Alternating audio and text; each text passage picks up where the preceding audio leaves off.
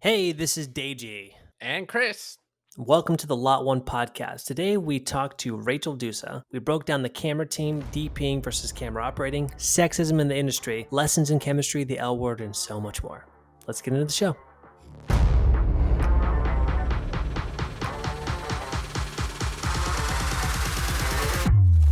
All right, so we have Rachel Dusa on the podcast today. Thank you so much for being on the show. Thank you for having me. For the people who didn't get the sides, do you mind giving us your backstory? Yeah. How far back do I start? The very, very beginning? As far I back as mean, you, wanna you were go. born in a hospital. I came out What of a made womb. you want to do film? Your first camera. Yeah, the whole thing. So, the cliff notes, if you will, is I was born in the Bay Area in the Santa Cruz Mountains. Born into a family with absolutely zero film connections. Um, Grew up being the art nerd. I was obsessed with drawing and painting. Pretty much any kind of visual communication I was willing to learn and was down with. Any kind of craft, I would pick it up. Uh, and I followed that and a passion for animation all the way through my schooling years up into college. And then I moved up to San Francisco and went to the Academy of Art University initially for a degree in animation. And I actually got really tired of sitting in a freezing computer lab for like 90 hours a week and just being tied down. And I had a very early, what I call a quarter, life crisis, trying to figure out what I wanted to do with the rest of my life. And I was paying my own way through school, so that wasn't cheap. It was like, I've spent a lot of money on this already. Yeah. Like, what direction do I take this in? And I had one film elective class back in high school that I remember taking, and I just had a blast doing it. And I had found my mom's like prosumer Olympus, like 35 millimeter Olympus in the back of our family's closet, like so many people do, and started teaching myself film photography to incorporate actually at the time into my mixed media installations. I was doing like sculptures and paintings Hmm. and then incorporating 35 millimeter negatives and prints into that. And just remember loving like the photographic process. It was like storytelling, visuals, like this cinematography thing sounds like something kind of interesting. I should try to check it out. Like I always knew people had that job, but my brain never took it like this next step forward. Like I never possibly imagined myself in that job. Like it was hard for me to imagine that job existed, let alone, imagining someone like me doing it. That was Yeah. just like a whole other foreign thing. And so I started taking cinematography classes and I instantly just became obsessed. I was completely infatuated with it was just the perfect balance of like mathematics and all of these very mechanical and finite and um hard things that end up like you manipulate the variables and it becomes something so emotional and abstract and fluid, and when it's done right it feels effortless, but there's so much calculating and information going into like making that thing. I just find that balance like fascinating, and so I latched on. Long story short, I latched on and never looked back, did whatever I had to do, worked my jobs to pay for my own college degree, moved down as a Hail Mary move to Los Angeles after I graduated and started, PAing and working for free like so many people do, and just kept hustling. And over the years, one connection grew into five, and those turned into 10, and it's turned into this wild career I've had. That's awesome. That's crazy. When you said Santa Cruz Mountains, I was like, oh, okay, I think that I've confirmed it. But I don't know. Tell the truth, Davey. I don't know if you know this or not, but I think What's we've your actually theory? met before. Really? Yeah. In 2009. Whoa. Yeah. Yeah. Tell. So Wait, we in were- San Francisco? No, in Santa Cruz. In Santa Cruz. So my friend and I, his name is Nelson Garcia. and we had a movie. This is like a story that I've told so many times. But we were making this movie, and it was like a heist movie. Yeah. We did like a few like test shoots like in Santa Cruz with like parkour people and like Oh my god. There it is. and Yes. and there was a producer. Her name is Shala Motamedi. I don't know if you Yeah. remember this at all. And This was so long ago. yeah. Oh my gosh.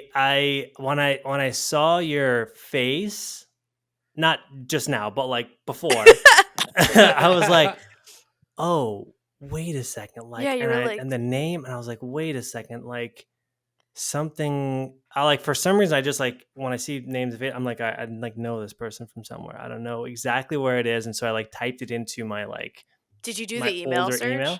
Yeah, I did the Yes. email search, and there's like it was Regulus Pictures is the name of the company that we had at the Oh time. my god. Yeah. I completely forgot about it. It was so long ago. It Well, was it's a nice really to see long. you again. I know it's weird how like the industry, because after that, like that, I don't know if you remember this or not, but I'll kind of give you the Cliff Notes version of that Yeah. story. But basically, you know, we were doing this movie, and I can't remember what everyone's role was because we were like my friend was like 17 or 18, and I was like 20 at this time, and we were like coming This to would get have been one of the first film shoots I would have worked on. yeah, it 'Cause might have been. This is like 2009 was like right when I was getting out of animation. Oh yeah, yeah. So I like 2009 was probably my first year of like just trying to get into the industry in general. So you met baby film Rachel. Yeah, and you met baby filmmaker too. I love it. This is like, yeah. So we were doing this movie. I don't know if you know who Ralph Nader is, but his Mhm. son wrote this movie for us, um, and we were like, okay, this is awesome. Like we had just done like a short like before, and we like did a premiere for a short at a hookah lounge. This is Santa Cruz, so you know it's That it's a little tracks. weird. Yeah, that tracks. But it was, so we were like, okay, what are we gonna do next? And we were like, maybe do a bigger one, like a 30-minute. No, let's just do a feature length film. And we're like, okay, how do we do this? And I was I was like the producer on this thing, so I was like looking at everything, and I was like, all right, what do we got to get? Like actors, we have to get like the crew, like, and then so we found this. I don't know. I think we found her on Craigslist. To be honest, we found everyone on Craigslist. To be honest, Yeah, but that's probably where you found me. yeah, and we found a person who was going to give us like $20,000 to make this movie, which is why we were like doing this entire thing. Yeah. And then like we had this entire like we got like a business, like we were legit for like a 17 and a 20-year-old kid, you know, and then I think that the investor was like going to come down to like see what we had been shooting, because we like shot that like parkour scene. The next day when we were going to meet her, she just like never met us, and we like never heard from her again. And I was straight like, up ghosted. yeah, ghosted. Big industry, but also very small industry. Yeah. Yeah, So, I can trace like my entire career back to like two people. yeah. Like, Yeah, like, 100%. like for real. Like Yeah. I can easily trace it back to like one or two people. Yeah. It's really like it's crazy, honestly. Like so much of it is just like getting that magical chance from that one person. Mm-hmm. Yeah. So we're old friends, I guess. Yeah, Didn't even know it. we go back. Yeah, we go way back to the beginning. Anyways, We were formed on the same film set, exactly. the same Craigslist film. Unbeknownst to you, she actually really hates you, Deji. Now that Yeah. she knows it's you. Actually, after that, I I was was like, I gotta go, guys. yeah, like right before I told the story, I was like, what if like she she does remember, and this is like Bad. she had a really bad experience, and she was like, It's like the worst film I've ever worked on. Yeah. It's like, And I I almost quit on that day. and I would be like, yeah, that probably is all right. That's probably what happened. You're like, yeah, it tracks. Yeah. That's hilarious. No, I've been in far worse situations. Okay. But I do remember too. that, and that's absolutely hilarious. Yeah. And I love that we got to work together that long ago. That legitimately was legitimately the first year that I think I was in film. I thought you were about to say, like, legitimately that was the film that made me want to continue to pursue that. And I was like, Deiji was the reason you're in this? Deiji was the spark of my career. Probably not. Anyways, okay. So enough about the past, the reminiscing the past. Now we're going into the future. And so when you're first starting and you don't really know what positions are. Mm-hmm. They don't know what the difference is between a camera operator and a DP. Can you sort of elaborate on that? Yeah, I mean, I feel like that question comes up even on bigger sets when people Okay. should maybe know what the rules are. But yeah. So DP stands for Director of Photography. If you're not familiar with that already, and it honestly depends on A, what genre you're filming in, and B, the size of the department, like what kind of staffing you're looking at, right? Mm-hmm. So I'll speak, I guess, from like a traditional narrative sense. If you're working on like a feature film or a television show, for example. So the director of photography is actually technically leading three departments, as well as being kind of the right hand person to the director. The like classical definition is the director of photography will help carry out the visual dream of the director. They're there to help manipulate the lighting, the shadows, and the camera work to best tell the story. The camera operator, uh, a lot of people think that they're just moving the camera and that's all they're doing. They actually do quite a lot more than that. They interface with every single department. They're constantly working the frame. They're constantly going over what pieces are best to execute the shot, what tools are best to execute that shot. Sometimes they have a really good close relationship with the DP, and so they'll be selling shots.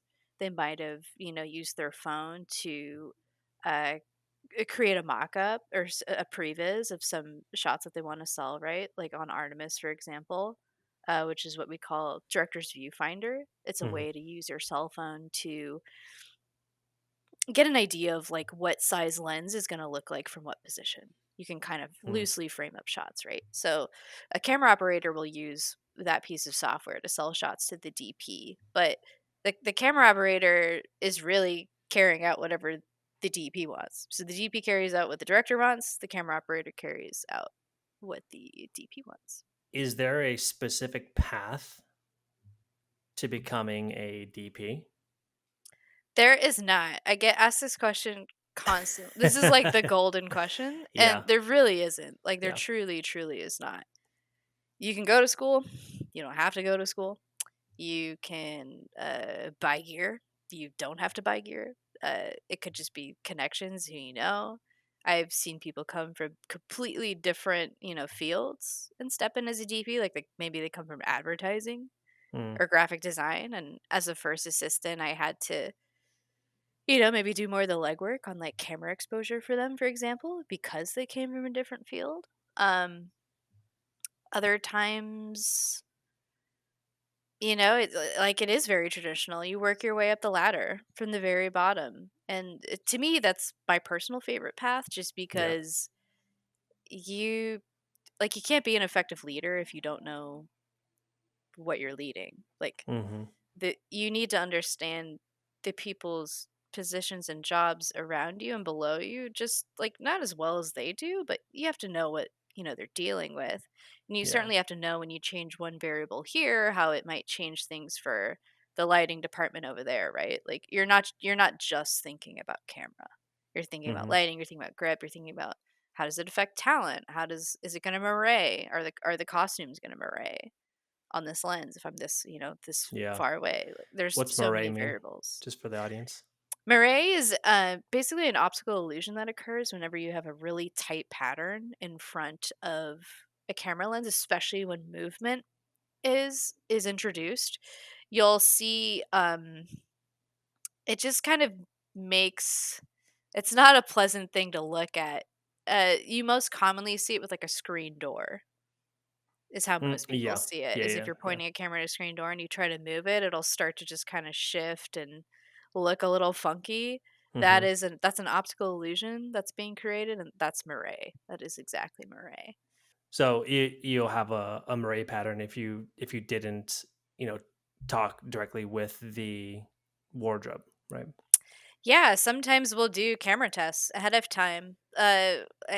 Many TV shows that I've worked on, we might not be working on an episode for another 4 or 5 days, and Hmm. they're going over the costume choices for the main character, and they'll bring us a couple options, and we'll just do a quick, roll in front of the camera to do a Murray test. So there's not really one path that you can take it's like, all right, well, if I do this XYZ, like if you want to be a lawyer, right, you got to go to law school, then you got to do this, so like. Yeah, I wish it was that simple, but it's really not. Like, some people Yeah. come from the and like coming up the ladder, like even that you can do differently. I've known Hmm. people that come up through camera. I've known people that come up through lighting. I've known people that come up through grip. Some people, you know, start directing or writing like you Yeah. guys, and then they decide like, actually really like this camera thing. I'm going to do it full time. Yeah. But if you were to recommend anything to like somebody coming up now, you would probably say to start from the bottom. But I guess Just there's get so on many different set. legs, Yeah, right? get on set in general, cuz like no matter what position you're doing, like Yeah. the set's a crazy place, right? Yeah. It Yeah. gets insane. And no matter what position you're in, you just have to have that baseline understanding, right? Of like, how does the set flow? What are the rules? When do I have to shut up? Like, Hmm. what department does what? Like, if I have a question with something, like, who can I go to most efficiently solve this problem? Like, Yeah. those are like the core skills you're gonna have to create, like, no matter what. So I would say Yeah. like number one is just get on set. Like, go PA. Hmm. The Lot1 Podcast is brought to you by the Tourist Hat Coffee Company. You know what keeps me running on those long film sets, Stagey? What's that, Chris? Coffee. And you know what's the worst thing ever? A swift kick in the pants. No, bad coffee. So that's why I choose Tourist Hat Coffee Company's high quality coffee beans. Their artisan roasted single origin coffee and handcrafted blends are so much better than those stale stuff you get from those other brands. Yeah, those things are bad. Tourist Hat Coffee Company's coffee is artisan roasted, micro roasted, single origin, and their small batch roaster that handcrafts their blends to maximize peak freshness upon delivery. Family owned and operated. What more could you ask for from a coffee company, Deji? I literally can't think of anything else. If you're still not sold, a portion of each purchase goes towards contributing to some of their favorite nonprofit organizations, such as Animation Dance Community, Seeds of Hope International, and Beautiful Gate Orphanage. These guys are good. Make Tourist Hat Coffee Company your new go-to quality coffee choice with our exclusive offer for you, the Lot1 Podcast listener. Oh, listen up, guys. First-time customers can use the code LOT1BOGO at checkout to receive one free bag of coffee when you buy two. That's right, Deji, buy two, get one free. Whoa. So head on over to touristhatcoffeecompany.com and use promo code LOT1BOGO at checkout. Again, that is LOT1 BOGO at checkout. Whether you work in the film industry or not and want a delicious cup of coffee, this is the perfect time to stock up on your favorite blends of coffee or try something new. I know I'll be brewing Tourist Hat on my sets moving forward, Deji. Again, that's promo code LOT1 BOGO, LOT1 BOGO at checkout to claim your buy two, get one free. Terms and conditions apply. Tourist Hat, coffee that fuels your adventure.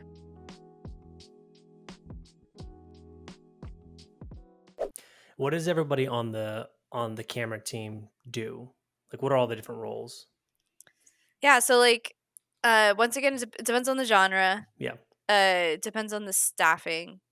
obviously, like, different shoots have very different needs, right? Like, if you're on a documentary in the middle of a rainforest, there's going to be a different Yeah. workflow than if you're on like a sitcom on a stage, air Yeah. conditioned in Burbank. Like, Yeah. there's Right. just Yeah. it's a whole different animal.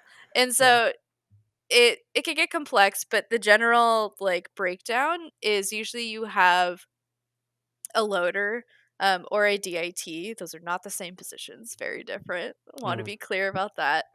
What are the Um, differences? the DIT is a digital imaging technician, Mhm. and a loader can either be a digital loader or a film loader. So a loader is the one that's physically and literally changing the magazines out. And when I say a magazine, that can either be a film magazine for a film loader, or it can be just a digital card that you would put into any An digital SD camera card or system. An yeah, SD, yeah. an S by S card, SD card. There's many different cards we use, right? Mhm. So they're the ones handling that, offloading Yeah. all the footage to the hard drives or canning them and sending them off to the lab for development, etc., right? A DIT is a very different role. It's very different pay, very different responsibilities. They Some jobs are big enough where they have both positions, where one is more concentrated on like the color, creating the Mm. LUT. That would be the DIT position, right? And then the Yeah. other, there's a loader that can concentrate on like just ingesting footage. A lot of the time, though, you'll have just the DIT. So they'll Yeah. be not only ingesting the footage and controlling the media and, clearing things with post before returning cards to the camera department for Mhm. them to get formatted so you can shoot on them. They'll be working, if they're getting paid enough, they'll do live grades for the color so that the Mhm. color is locked in as soon as possible. They don't have to spend, tons and tons of time and money in post doing it. Mm. It's already been handled on the day. Um, and then they might be doing transcodes. Like maybe you're working with a certain camera that has too high of a resolution for the final product. And so they'll be transcoding things so that post can work on the material more efficiently. Nice. But yeah, so that's DIT loader. Yep. Above that, if if it's staff, they have the resources. Usually you'll have like a utility. They're kind of like the main interface between, I would say, who's working on set and the truck. Mm. Usually, like a loader, a DIT will typically be on set, but like a loader, for example, most of the time they're in the truck, honestly, and they're organizing the truck or they're making calls to post or the rental house or Mhm. whatever. Yeah. So, uh, the utility is kind of the main interface, and they help a lot with kind of running gear back and forth. There are main runners, there are main organizers.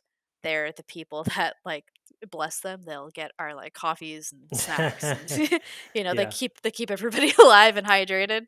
Yeah. And then above them, you'll have the second AC. That's the person that everybody knows is like the slate person. They get to clap the Yeah. slate. Mhm. But they're also, of course, assisting the first and the camera operator and doing a lot of paperwork, dealing with equipment. Sometimes you get like, new lenses, for example, just for a couple days, and then you have to return them. Mm. They might be handling like that whole exchange. Yeah. Um, Above them, you have the first AC. They're typically known as the focus puller.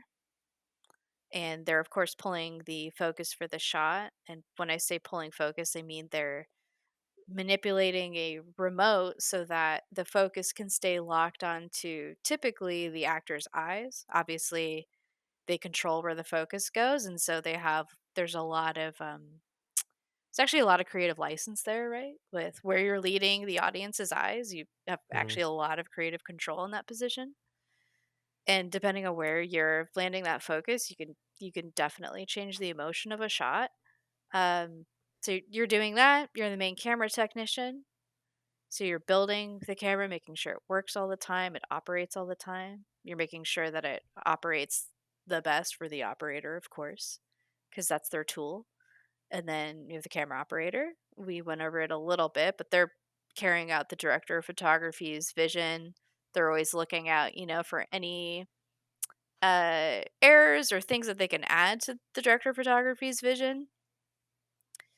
And then you have the DP above them.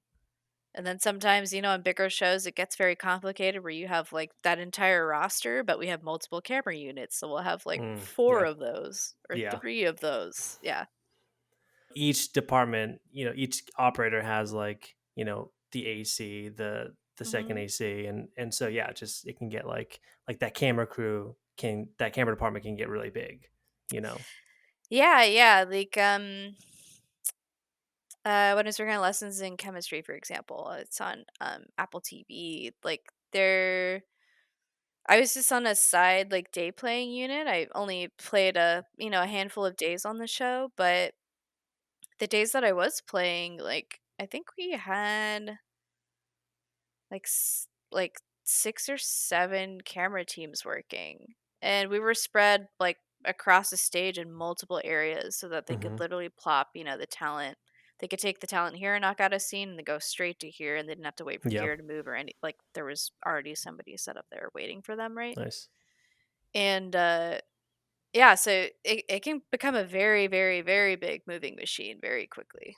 Out of all the positions, I know that, like, I'm sure. Well, I don't know actually. What's your favorite position, like in the camera department? If you're not the DPA, because I clearly that's probably Yeah. Yeah, my favorite's definitely DPing, it always has been, but other than DPing, my favorite is probably operating. operator. Yeah, moving the Yeah. camera. Yeah, it's just so fun and I've find it's a skill set that's constantly evolving. There's a really unique and interesting balance and kind of finding your zone as an operator. There's this weird place that I feel like you need to exist in when you're operating where you need to be conscious of what's happening. You need to know the notes and like exactly all the beats that are going to happen, but at the same time, you are the audience's eye, and so there needs to be like just a hint of like a reactionary spirit there. Hmm. And so like you almost like need a level of detachment, honestly, to like not like you don't want to get in your head too much. You don't want to overthink it cuz it all ends up physically translating, honestly. Like you Yeah. end up seeing that in the shot. And so it's this weird balance of like knowing what's going on and then going with the flow. Like knowing the information and then shoving it out of your brain. Is there is there do you ever get the opportunity to, like, like, hey DP, like, is there, like, it'd be cool if the actor did this and I think the shot would, like, do you get some creative influence? I know it depends on what type of set you're on, but Yeah, it's tricky. You never ever want to direct over the of director. course, So right. that's where it gets politically tricky, Yeah. right? Is like how do you introduce a note is basically what you're getting at, Yeah. right? It's like you have to read the room a little. It is Mhm. very tricky. It depends what kind of director you're working with, what kind of DP you're working with, your relationship with them. If you're really close with them, like yeah, of course, you can just like go over and be like, that take was great, but like I saw this and I don't know if you're interested in that. Yeah. I think this Yeah. could be really, like proposing it. Mhm. I think you could do that if you're really close with them. If you're not close with them, you have to be sneakier about it. I would if you've gotten close enough with the actor, I would try to see if there's a way that you could introduce a small subtle note that's like it's not so different that you're reinventing the shot. You're just giving it that little extra something something, right? So if like if the actor is sitting down, they're like landing in this chair, right? But I noticed there's a sun ray coming through just like right here. And it would just be like gorgeous, right? If it was like landing maybe like right along their eye and like kissing the side of their face here. So, as an operator, maybe, I don't want to bug the director and the DP with like just a simple note of like, just slide a little more this way. Instead, I can look at the actor and I can say like, "This is gorgeous. Like, if you move just an inch like to your right this way, and they'll go to, like camera right, which would be their left. They'll go this way, and you'll be like, "Yeah, that's gorgeous. Can you land right there? Can you land right there?" Like, you didn't have to tell them why, right? You didn't have to tell them how or get into the nitty gritty of it. It's just a very simple direction that took me like 2 seconds to say, right? Yeah. And they're gonna like land in that light, and then after that take, the DP is gonna be like, "Oh, that light was like That was great. that That was was," and yeah. you didn't even have to tell them. Yeah. Yeah, I've done that plenty. I mean, the sets that my like Lot 1 sets are so small that it's really easy to just speak up because we all want to create the better product or whatever. But there's plenty of times where I've tried to make that relationship with the actor to where it's like they want to make the best product, and because we're on a small budget, we really want to make the best product. So I'll just be like, hey, if you just like a little bit this way or like move this way, like it'd be like amazing. And then they're like, yeah, make me look good. Let's do it, And then yeah. Yeah, I mean, they are Yeah. there because they wanna look good, right? And Yeah. I think they end up appreciating you more as an operator, honestly, when they do see you making those little tweaks like that. Yeah. Like, you once again, read the room, like, obviously, don't introduce something if your actor's, working through, like, a really big emotional Yeah. beat Yeah. or Yeah. scene or, like, let them have their space, but you can you can, like, absolutely have a lot of influence on their performance. Like, I would say a lot of the time after a take, like, they're one of the you're one of the first people that they're looking at. Yeah. Like, because they Mhm. wanna see, like, what visceral reaction they got out of you. Yeah. Yeah. Yeah. Because 'Cause we're trained to be like flies on the wall. As an operator, that's the other weird thing is you kind of have to be, like, emotionally detached a little. Yeah.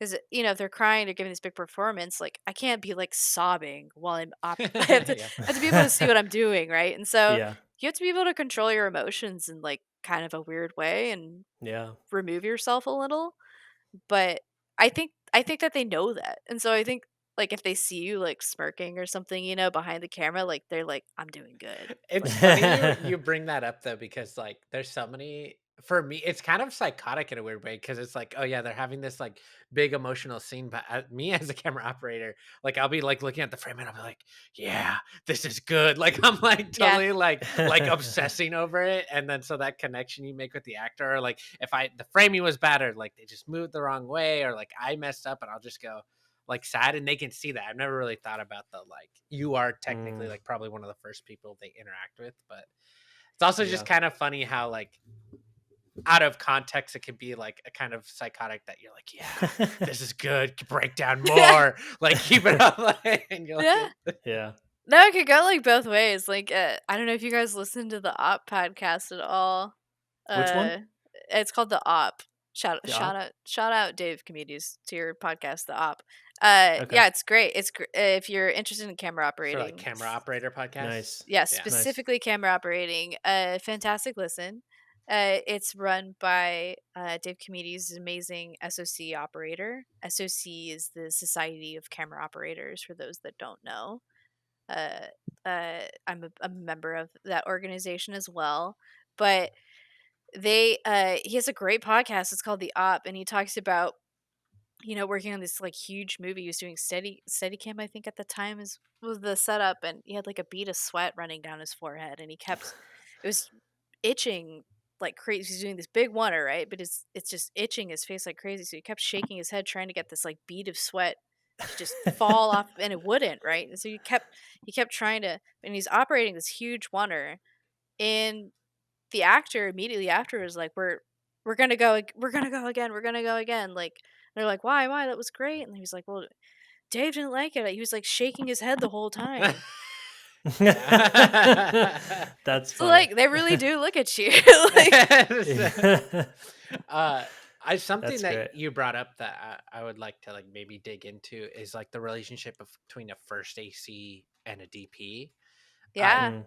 I know again it really depends on what kind of production you're on and what team you're on and stuff like that. But like for you, how important is that? Do you feel like that's something you run into a lot where it's like the DP has their first AC, like it's their person, and yeah, hundred like percent. you as a DP, do you want that too? Like if you're on a set and you can bring that one person on, you always or There's yeah, 100%. The first AC and a DP on a especially on a big show are like this. yeah. The first AC knows everything the DP is doing. Well, to Interesting. clarify, I know that sometimes the first AC and the operator can be one and the same depending on the size of the production. So maybe is there a difference between that like the relationship an operator and a DP and a first AC and a DP or Yeah, sometimes the first is closer to the DP. I would say it depends on the genre, really. What you're referring to, for example, I would say that's something that you would see more in a unscripted or reality setup, Mhm. that's typically where the operators are pulling their own focus, Mhm. or perhaps a live event or a broadcast event. You might have what we call a dual handle. So the Oh pan yeah. handles on the camera, right? You have one that usually is operating the pan and tilt axis, of course, and then it has a micro four so you can control the zoom. And then your other handle has another device that you're spinning that typically that controls the focus. Mm. So you're zooming, operating, and focusing all at the same time. And that's why pedestal is like such a impressive skill set for our camera operators, because they're also using the pedestal, the booming action on it. So they're doing like 4 or 5 things at once. They're basically like a dolly operator and a camera operator and a focus puller in one. Is that pedestal? Is that the one where you spin the It has like circle? rails around it, and it's looks like a hydra. It looks like a scoping Like a tower. column. Yeah, like a It's like a tower. tower, Oh, Yeah. like a interesting. with Yeah. little wheels on the bottom, and there's rails around it. NFL uses Oh, it a I know you're lot. talking They about. have the big ones with the Exactly. And yeah, the you'll drive see them around at the field. any live sporting Yeah, yeah, event, any live like concert usually has them. It's used very often in live event and broadcast. Yeah. yeah. Hey, Deji here from the Lot1 Podcast. Exciting news. You can now join our Patreon family. Get early access, exclusive content, and connect with fellow film industry peeps. Your support keeps the magic alive. So head on over to patreon.com/the Lot1 Podcast. Thanks for being a part of our journey. But that relationship, Yes. super the important. Yeah, super important. So like that's when like the operator will be pulling their own focus. In a narrative sense, I would say that's when you're really going to see like those Mm, role differentiations where it's like DP operator first and they're well-defined roles with different responsibilities. And in those instances, the first and the DP are extremely close. Like I said, yeah. they know everything that the DP is doing. Sometimes they know more than the DP. Mm, Sometimes, like, they're going to production and finding out information that the DP didn't even know yet. Wow. mm, But that's because they're being a good assistant and they're anticipating and they know something's coming up that the DP should know about. right. Well, if you are the focus, right, you're choosing what the audience is focusing on. So in a lot of ways, you are the DP's eye as well as the operator. So like that relationship Hmm. is very important. Yeah. Yeah, and it's also extremely important between the operator and the first. So, like, when you're actually executing the shot, like you're actually filming a take, Yeah. like I call it playing jazz is you because there's like you do feel it. You can feel it when things just like kind of click. Yeah. When you get to work together enough, you know, with a first or an operator, depending on what position you're in, right? Like you get to this point where you kind of know their muscle memory and you know how to incorporate your muscle memory with that. And you just get to this spot where like you can vibe. It's great. And that's what I call playing jazz. You can get thrown Yeah. into any situation and you guys can get like a gorgeous take together. That's Because awesome. the operator's work doesn't really matter if the focus is a mess. Yeah. Yeah. And the focus puller's work doesn't matter if the operator's work is a mess, right? So it Yeah. really like I think a lot of people take that for granted, quite Mm-hmm. frankly, is how difficult it is to work completely seamlessly, like with another person without being able to say anything. I mean, now we have comms, so it's like you can give, a little note, but like back in the day, if they, weren't on the camera with you, like you, you just had to go with the flow. Like, Yeah. Yeah. yeah. Yeah. Yeah, it is. It's interesting because oftentimes the focus puller is like far away from, well, not too far, obviously, but far away from like the actual camera operator. So like the interactions are Mhm. either only on comms or not at all. Especially if the camera operator is right next to the actor, they're not gonna be saying anything because like Yeah. You you know, and in know fact, you have to be conscious of, yeah, when you're right. sharing So things. yeah, that's really cool. Yeah, it's some things that you like don't think about, those little elements. Yeah, I'm kind of glad you brought up the distance between the first and the operator because that's something that's changed a lot, Yeah. Mm, especially within the last like 6-7 years or so. Because wireless has gotten a lot better, right? There's so Yeah. many different reasons why we do that now, but it's made it a lot more difficult. And lenses have gotten faster, so focus pulling in terms of the actual craft, it's gotten more difficult. Hmm. It's gotten far, far, far more difficult. In what way? When you're doing it, you're working with something called depth of field. Right. Your depth of field is your field that's considered critically in focus, right? So, depending on your exposure variables, depending on like your stop on your lens, your shutter, your ISO, your lighting, like so many things, right? You will be changing your depth of field. And that can also change with the action in the shot. If someone's walking straight up to the camera, the closer they get to the camera, the more that depth of field shrinks. The Mhm. longer my lens is, the more that depth of field shrinks. The more wide open I am, the more that depth of field shrinks, right? There's like so many things that go into Yeah. it. But on these really, really big shows, like for example, when I was working on L Word, I was pulling focus on L Word. Our stop was we were wide open that whole show. Our stop was a 1.5. We're on Supreme Primes, I believe. Wide open, for those who don't know, is the aperture in the lens being wide open, just letting in more Yes. light. Yes.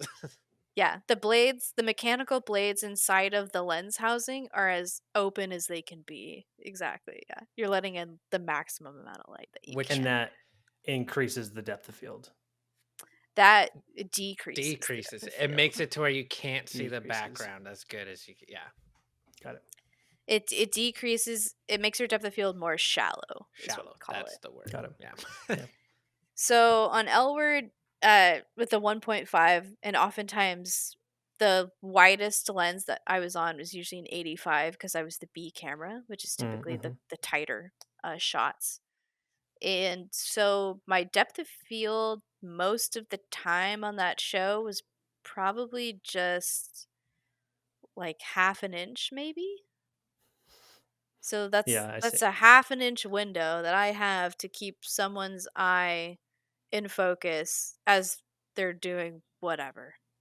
And if you can't be in the same room Right. Yeah. and you're dealing with wireless latency, you're Yeah. dealing with, There's like latency between the between the wireless, but that's gotten better. The I For that specifically, do you feel like, because I know lidar is becoming a big thing, using radar to do auto focusing? Do you feel like I know that like there's a creative aspect to having that focus puller there all the time, right? Versus just using, lidar or like autofocus to always be attached to someone's face or whatever. Like you will never have that like creativeness of a focus puller to be like, oh, maybe if I switched the focus here because the DP trusts me to this object in the mhm. background or whatever. It creates a different emotion.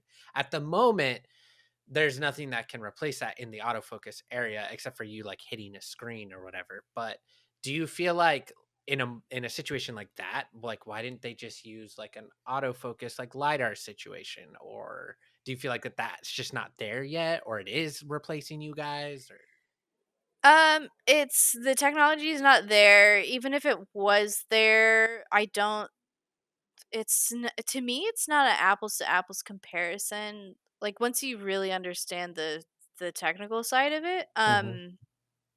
on Elward we did have a light ranger, which is an infrared laser tracking system. It's like a cine tape where yeah, it's giving you distance readouts.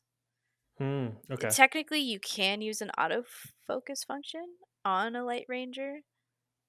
Most focus pullers that I know that are working with light rangers or on shows that have them, they don't rely on them. yeah, I never did. A good focus puller never will, quite frankly, because Mm-hmm. they can do it all themselves. But the main reason why I typically don't ever rely on autofocus, or did when I was focus pulling, is it's like I said, the technology is just not there. Like a lot of the time, we're doing low lighting situations and it can't quite pick up on it, or yeah, we have a lot of haze. yeah, Mm-hmm. Haze and can really, really confuse a light ranger. yeah, You have passing foreground elements. Yeah.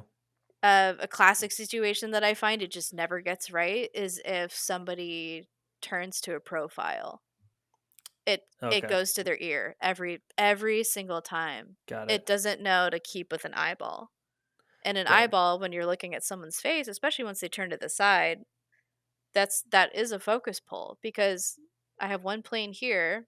If I turn to the side, my eye is now like a full inch or two behind where it was just by Yeah. turning my head Yeah. because of just how everyone's face is. And Yeah. that's not even taking into account like you were talking about racking focus, for example, Yeah. before, switching the focus plane from one area to another, typically from foreground to back or background to foreground, right? The there's once again there's feeling, there's intuition, there are things that you can introduce with that focus pull. Is it someone that's hungover and they can't quite see very well, so your Mm. focus is going in and out, it's kind of slow and it's all messed up, you know? It's not just a mechanical A to B, like out of focus to in focus, right? You just killed all the emotion of that shot just by changing the direction of the focus. Yeah. You now took my shot from being a hungover POV to like a rack in Hmm. introductory shot. I don't know what you're Yeah. doing, right? The prosumer, the lower level filmmaking, it's Mhm. becoming kind of like a thing of like, like DJI's bringing out new technologies with like lidar and auto focusing and stuff. So I was just curious if that has No, trickled up 100%. yet Like or the not. FX6 and the 9 and all that. Those have like pretty good autofocus Yeah. functions. I think like it works in certain scenarios. Yeah. Mm-hmm. I don't think I would ever use it like a documentary or something like that. Oh no. Sure. Yeah. Sure, great. Like money for a focus puller. Yeah, Absolutely. Yeah. go for it. Reality even. Sometimes I've tried to use it on a couple reality shows though. There's a couple setups where I found where I got boned by it though cuz there Yeah. was like a unexpected foreground element or Yeah. Yeah. so Mm. it can mess with you, but in terms of like high level narrative shows, I don't see it Yeah. being a thing. Like the technology would have to advance a lot. And I Yeah. mean a lot. Yeah. And then incorporating it into a smaller body is one thing. Incorporating that technology into a camera, that's filming like 4K or 6K or It's 8K, already a lot of data going through that. that's Yeah. a whole other Yeah. Yeah. animal. I kind of want to switch gears a little bit. I know we're We got uber Let's do technical. it. No, yeah. yeah, we could. Yeah. um into a little bit about like I guess your experience um being a woman in the camera department. Um I feel like I've seen a lot in my career. I've seen a lot of women in the camera department, but there probably isn't like in the grand scheme of things, probably isn't a lot. So what has your been what's your experience been like on that? And then also I feel like you're representing a little bit of like the Indian or Mhm. like the Indian American sort of demographic also. Yeah, it's gotten a lot better. When I started, there were far less women in the industry, especially in camera. In 2009. Yeah, in 2009, 2009. Yeah. Then now Yeah. there's a lot more on set. Um, I almost always was the only woman on set when I first started. Mhm. Maybe there would be one or two other women, but the other women that were there were almost always either in makeup or looks or something like that. Yeah, sadly. I think Yeah. I met one older woman that was like an electrician for stages in San Mm. Francisco. That was like really the only woman that I think I met in like a technical position. Yeah. So really they're like yeah, was not a lot. Um I definitely went through I think a higher burden of proof when I first started because of I think a lot of people would just kind of size me up when they saw me. Yeah. And when you first see me on set, like I am like quite a petite person. I still to this day, like I still get people that don't believe that I can hold a camera or operate it. Yeah. Yeah. So like it still happens. But it's gotten a lot better. Yes, I've like absolutely had to deal with I've had to deal with a higher burden of proof. I've had to deal with sexual harassment. I've had to deal with, a lot of things, but it's a big reason why I started teaching, is I try to teach people how to deal with that stuff and work through it. Mm. And remind everyone that and this is what I reminded myself a lot. I think it's how Yeah. I got through it is like it's not really has nothing to do with me. I know that they're Mhm. making it seemingly about me, but this is all like a projection from this person. They Mm. have no idea who I am. They don't know what I've been through. They don't know what I know. And so for me, I would just honestly keep my nose to the grindstone. And I just always made it about work. Like I kept making it about work. Yeah. If they didn't think I could do something, I wouldn't bother entertaining their opinion. I would just do it Mhm. in front of their face like 10 times. And then they would understand, like, yeah, she Yeah. can do that. Yeah. And the people that didn't think like I could operate a camera, like, would work on like these house reality shows, for example, where you're shouldered up. This is when we had like the big broadcast cameras with like the Hytron batteries that Oh weighed like, yeah. like 8 or 10 pounds in the back, and then tape. We were back on tape, and they would just change the disc and the tape and the battery like while you're Mm. shouldered up. You never ever take the camera down. Yeah. So you'd be shouldered up with this giant broadcast camera legitimately for like 10 hours a day. And I started working on the show as an AC and then got into operating. And a lot of the operators that have been on the show for like seasons would come up to me at the end of the day and they would just be like, Rachel, like every single time I want to shoulder down and I get tired, I just like look at you across the room with the camera on your shoulder and like you look completely fine. And I'm like, Rachel's doing it. I can do it too. became this like motivating like mascot almost for the Yeah. camera team there. That's But funny. yeah, so just putting your nose to the grindstone and making it about the work. And yeah, like you're totally going to get those comments from some salty guy somewhere on some set where he's like, you're all just taking our jobs or whatever, Yeah. some other salty excuse. And it's yeah, just you can't let it get to you. You really Yeah. really cannot. If you're taking that person's job, they weren't good at their job, Yeah. Mhm. and Yeah. that's their problem. Once again, it's a projection of their own Yeah. skills, their own insecurity, and there's no reason why it needs to have any weight on my life whatsoever. If you like what you hear, then you're going to love our after show even more, exclusively on Patreon. Subscribe now at patreon.com/the Lot1 Podcast. I did want to kind of go back a little bit to you said that you are teaching, and I Hmm. kind of want to touch a bit about on that because you're doing some. You're sort of like a frequent collaborator with B Scene, Yeah, Bicini. Bicini. Yeah, sorry, No, Bicini. it's okay. Yeah, A lot of people have no idea. Like see the name and yeah, they don't know how to pronounce it. yeah. Yeah, it's Bicini, and Bicini is a camera rental house here in Los Angeles. Um, they're fantastic for renting gear from. I've done a couple shows and commercials with them over the years, and they've always been extremely supportive. And then back in 2018, I was working on a bunch of shows, and I was um, trying to just think of some way to give back to like the camera community. I Mm, also I don't know, I've always hated kind of like the snootiness and the classism that exists within the film industry.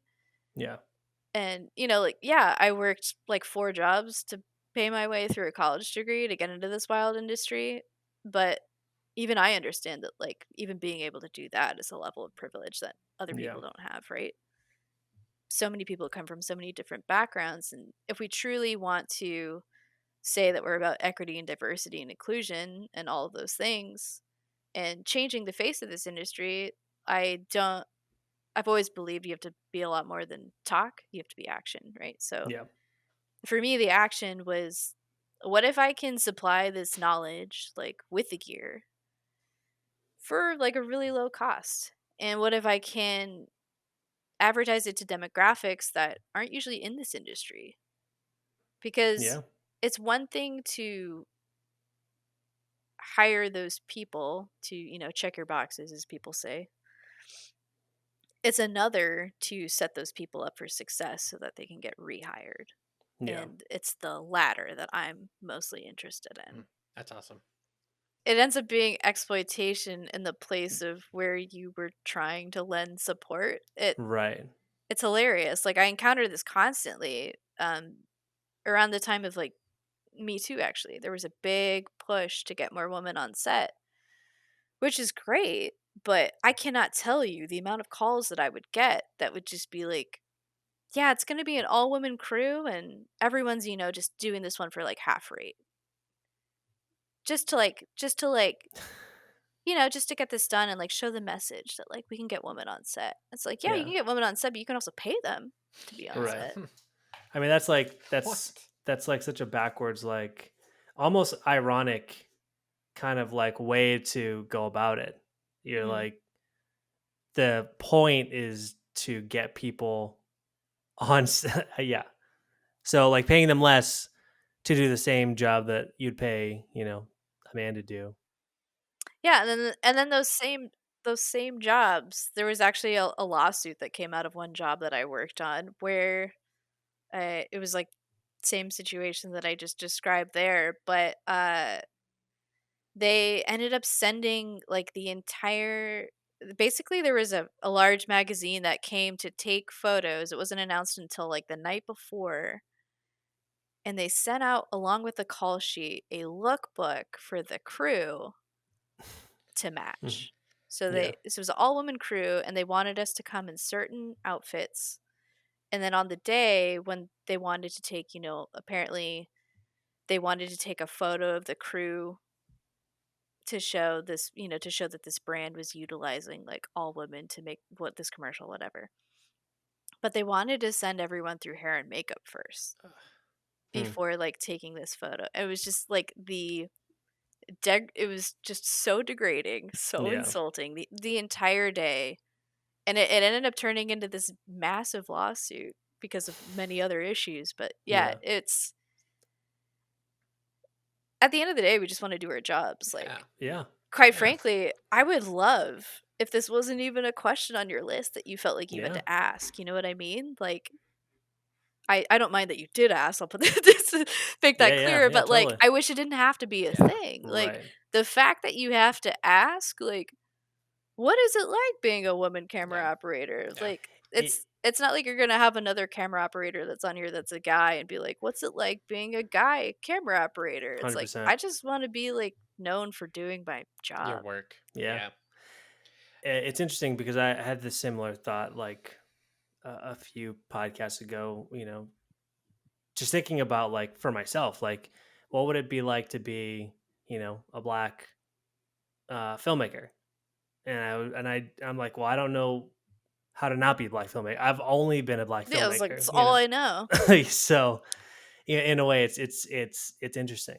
Um, Yeah, I get that question a lot, but it's like yeah, at the same time you want to talk about it because yeah, I can't tell you how many messages I've gotten from like young women coming up in the industry where it's like hearing you talk about your experiences, it's like yeah, really helpful. So it's like, yes, I want to, like, of course it needs to be talked about. Yeah. Like we need to spread these experiences, but I hope we can get to a place where it's not, we don't have to be treated like such unicorns. It yeah, unicorns. I like your approach to it though. The like educational approach.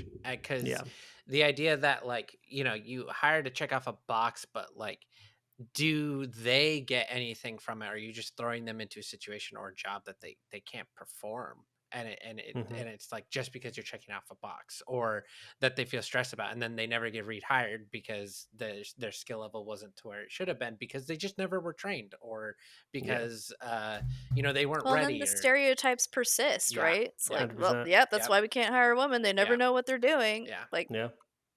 yeah, yeah, they weren't set up for Um, success. yeah. I know, 100%. We're running out of time.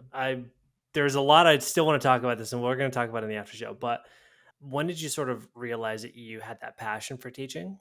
I think I've always had it a little bit. I mean, I've always been a nerd, huge nerd. Was always like very love me some books. And I grew up kind of dealing with slight leadership positions in the sense of like, like I did Girl Scouts and was like a camp Yeah. counselor and would lead these groups and activities. And so I had some like sense of like the core skills of how to be a good teacher. But in terms of like when I actually decided that I wanted to put my time into like giving this back and energy and just Mm, doing it for free back in 2018, I think in a weird way because I came from such a unprivileged place, like having the knowledge base and the education that I did, I think I'm constantly honestly reflecting on like what a privilege it was to be able to have that at all.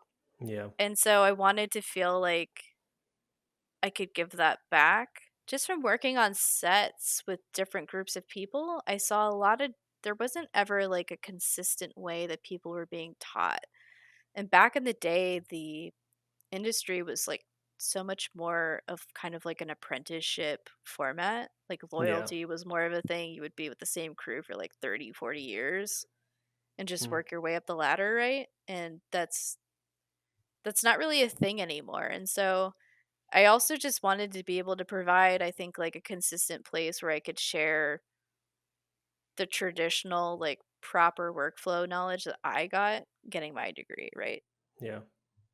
And then, yeah, if I could pass it on to people like myself, that's the ultimate win, honestly. Like, if Yeah. I had a resource like my workshop back when I was starting, like, I would have killed for that. Yeah. I would have absolutely killed for that. And I think especially as a woman, I think being able to see a woman work with that gear, teach those things, I think it would have helped that image, right, of that position feeling so foreign. I think it would have felt a little less foreign to me. Yeah. Yeah. And so if I can chip away at, those stereotypes or images, like I'll try my darndest. Yeah. So where can people join, like, people from the audience join a class? Yeah, Okay. so you can follow either myself on Instagram or you can follow B Cine on Instagram. Yeah, my Instagram is just my personal one. It's at Rachel Dusa, RachelDusa. And then if you want to follow B Cine, it is at underscore B Cine, which is BECINE, and then another underscore. Follow both those places. We're always announcing when our workshops are coming up. We have one listener question, and then Chris has his very Don't special, hype it up. Don't hype it extremely up. important life or death question he's Okay. got for Okay. you. Okay. Life or death. Yeah. So the first one is a listener question. What are some good books to follow to learn about camera work? Yes. There's so many. I would start with what I call the Bibles.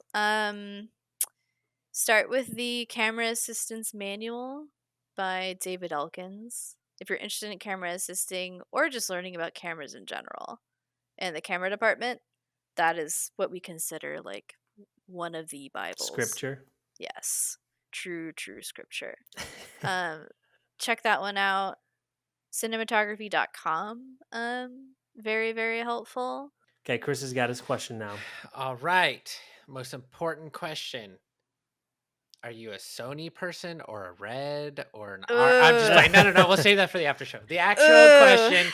actual question is, if you had one piece of advice to give a listener or someone who is trying to become a DP or just in the camera department, super short, sweet, what would that one piece of Mhm. advice be? never stop shooting. Just do it. Just do it. Yeah. That seems to be the theme in like almost every, just do it. Go and do it. Yeah. Yeah. Yeah, there's I think a lot of people, yeah, they build up a lot of internal anxiety, or I think they spend too much time getting caught up in the theory side of it, or the imagining Yeah. side of the Yeah. creative process, and a lot of the time you find it by experimenting. So just get out there and do it. Well, thank you, Rachel, Yes, for thank coming you. on the podcast. It's been Oh, super thank you for fun. having me.